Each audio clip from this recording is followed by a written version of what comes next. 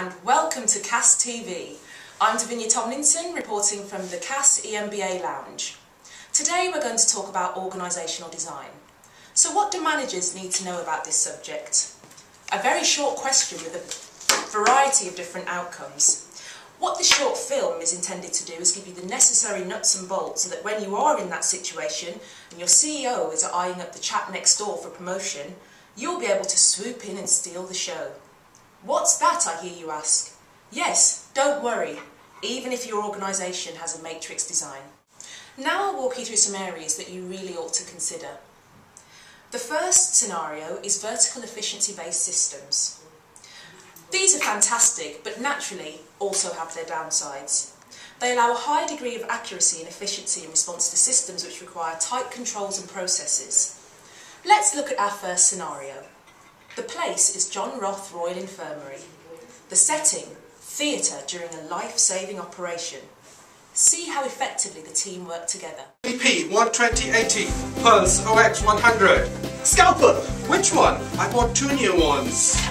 The usual one, come on man! Sorry doctor, here I am. I was just sitting in my creative beanbag area thinking of new ways we can introduce for the patient for a better surgery. Come on man! She's bleeding! Give me the scalpel! Certainly doctor.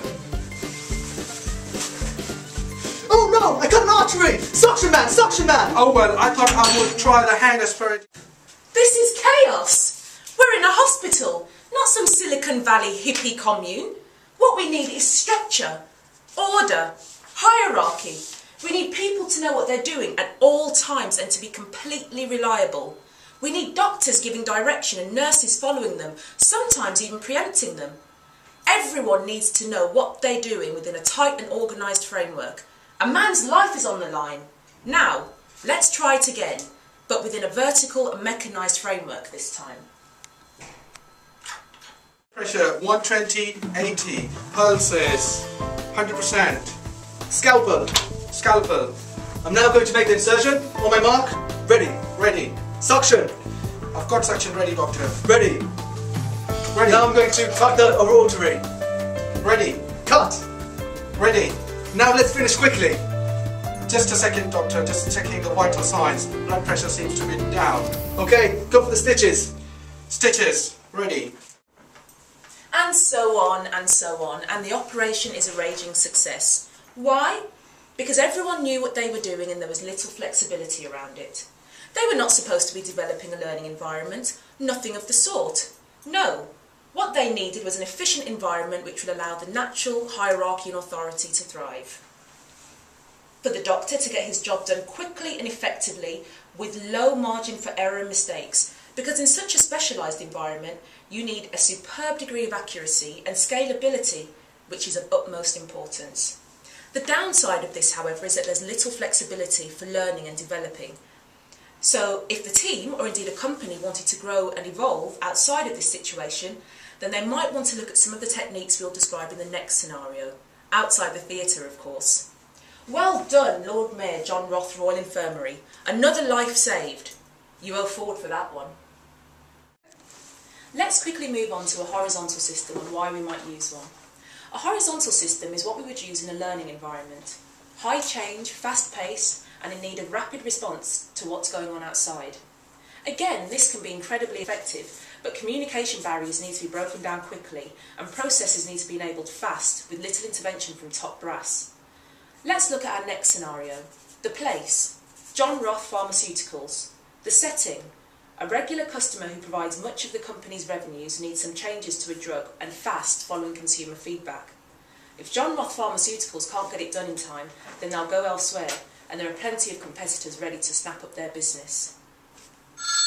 John Roth Pharmaceuticals, Tom Miller speaking. Hi Bill, how are you? Good to hear, yes I'm fine, thanks. What can I do you for? Okay. What kind of feedback? I see. Sounds like we have some work to do. When do you need the improvements for? 1 month? Yeah, it shouldn't be a problem. Let me put it through the team and I'll get back to you before the end of the week. Okay, see you later Bill, bye. EJAS to the manager's office, EJAS to the manager's office. Hi Jess, how are you? I'm alright, thanks. How are you? Good, please take a seat, please take a seat. Thank you. Just got off the phone from JWRI, and they want to get feedback on their Inoxia drug. They're looking for feedback on the new regression test to make sure that it's a better drug than the previous one. They want to know that we can provide them this information by the end of the month, and we need to give them a response by the end of the week to make sure we can hit that timeline. What do you think? But it's just... No, there's no buts. He's our biggest client, we need to give them results. Right, first we need to get some time booked in the R&D lab then. We have a little time. Seriously, Ijaz, no excuses. The biggest client, we need to get them end of the week. That's not possible. This is not acceptable. I want to speak to them. Hey, how you doing? Yeah, not bad yourself? Not too bad, thanks. Just wanted to share something with you. We've got this feedback to give back to one of our very, very important customer. Medicine we made, and they want that feedback very quickly within 2 days. They want feedback on the medicine, On the medicine in 2 days? In 2 days, yeah. Right, okay, and how are we going to achieve that? Because that's not possible. I can do it in a week, I can give you a week, because you know, we've got guys that are busy. Yeah, I know, but I think you can probably get your other team involved in and get that sorted. I mean, a week is going to be too much time. I mean, we just can't afford to have that conversation with the customer. Okay. You know, that's one of our critical and very precious client. Sure, I can take people off another line, but you've got to bear in mind that's going to have a knock-on effect to that value stream as well. So what do you want to do? We can take people off and I can maybe bring it down to, say, 3 days? No, that's never going to work. We need to get it sorted within a day. I think that's the bottom line, otherwise we're going to have issues. Well, this isn't going to work, is it? They simply don't have the time for all this red tape and confusion. Clearly there's pressure from the top to get the job done, but the processes have to be slick and the bureaucracy kept to a minimum. They don't have time to budget how much this is going to cost. They just need to know what their limit is, and as for teamwork, non-existent if you ask me. He has at his disposal a crack team of research scientists, but all he wants to do is tell them what to do. Let's try it another way and cut down some of those barriers. Ijaz at the manager's office. Hi Ijaz, how are you? Not too bad, how are you? Very well, take a seat please, take a seat. So we had feedback from JWRI, and he wants us to focus on the new drug Inoxia. Okay. They want to know what we're doing, and they want us to focus with the results and do some real regression tests to make sure that it's better than the previous one. The deadline we have is for a month, and we need to ensure that we give them feedback by the end of the week to make sure that this is more competitive than the previous product. Here is the brief. Thank you. Okay, fine. Leave with us and should be ready in time. Okay, so just to reiterate, we need feedback for the client by the end of the week, so I want it close of business Thursday, please. Okay, no problem. Okay, thank you very much. Thanks, See you in the Tom. week. See ya. We've got some feedback to arrange basically for one of our customer, and you know we make our medicine Inoxia. They just want some feedback. The key thing is they want it very quickly. So I know you guys can do it. It's just like you might have to manage yourself. So we're looking about 2 days turnover. Do you think you'll be able to?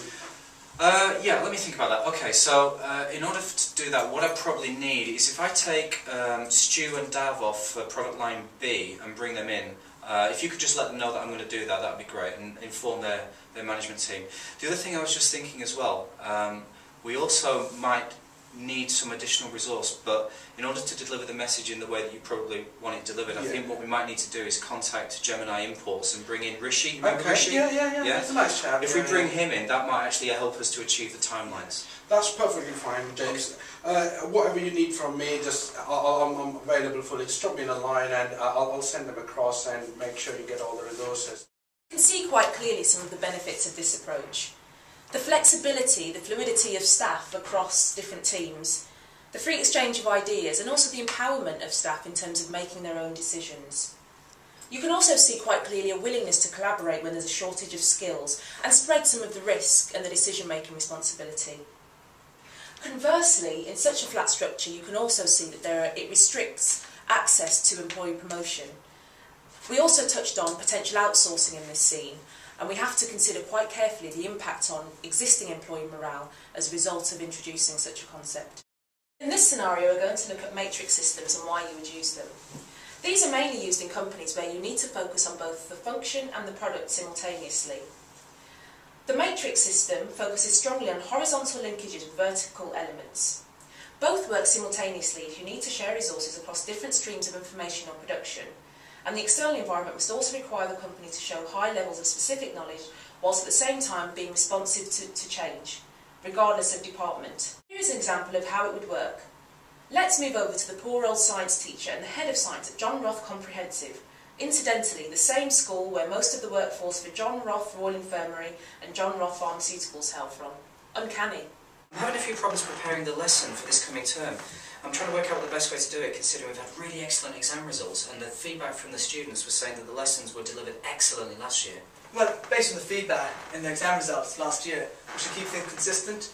Well, you see, that's the problem I'm trying to wrestle with at the moment, because I've just seen the email from the headmaster, and he's basically saying that we need to make some structural changes to the curriculum in order to build in the feedback from the county council. I just don't know which is the right way to go. Tom, I finished the updates to the timetable, and I think I've managed to capture the key elements that we need to accommodate the increased emphasis on languages, but I do have a concern about the imbalance we've now got with the science practicals. I really think we should discuss this with the head of year. No, we shouldn't. We really shouldn't. Oh, hi there. Do you think that we should... Should what?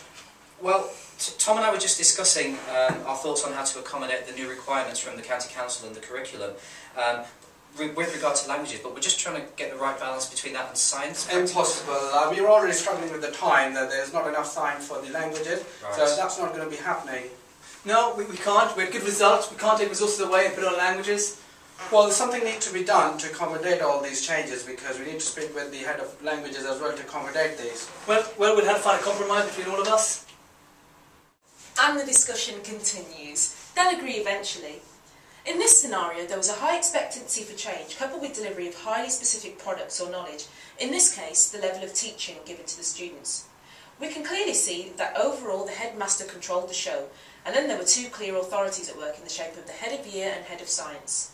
What is fantastic about this structure is you can achieve the coordination needed to achieve the dual demands as well as sharing resources across different lines or streams.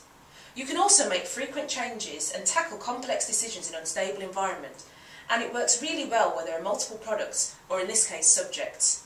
The downsides? Well, ask the poor teacher. I'm sure he doesn't know who to follow. The team members in different authorities need excellent interpersonal skills along with training, and as you can see in this scenario, conflict is so frequent that so many meetings would be necessary to make sure these are resolved. Then there is the obvious power struggle, and there is always a balance to maintain. In reality, you may end up with some authorities taking more of a lead than others. Well, that's organisational design in a nutshell. Now, what you have to remember is that no one size fits all, and it's best to look at what your individual requirements are, not just for the company overall, but for all levels within the organisation. You may find at some levels a purely vertical chain is necessary, and in others a matrix system is the only way that tasks can be completed. If this is the case, you'll move further along the scale to a hybrid structure where certain approaches are tailored to meet specific strategic needs. This means you get the best of each situation and you manage to avoid some of the weaknesses we describe in the scenarios that we discussed earlier. You can now consider yourselves competent designers of any organisational design. Well done. Thank you for watching CAST TV. I'm Davinia Tomlinson. Goodbye.